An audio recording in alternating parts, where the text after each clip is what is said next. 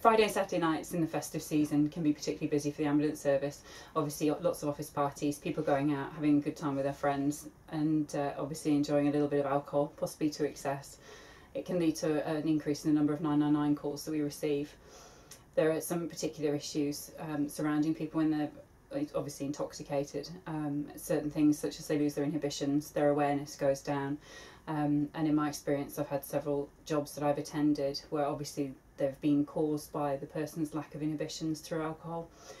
We get several calls to people who believe their drinks have been spiked, for example, and that goes from leaving your drink unattended and that worry being there that something could have happened, to the more serious accidents that occur, so people aren't paying attention when they're crossing the road.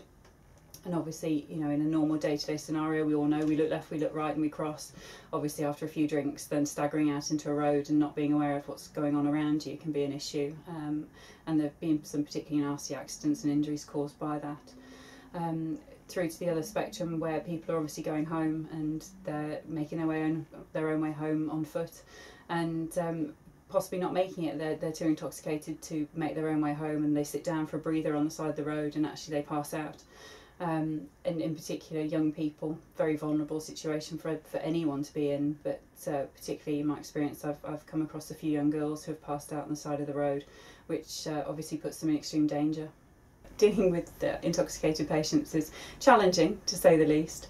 In the most part, most people who have had a few to drink are quite jolly and happy, and if it's a simple injury that they've incurred, then to the most part they'll laugh about it. The other alternative is obviously people can get very aggressive, very obstructive.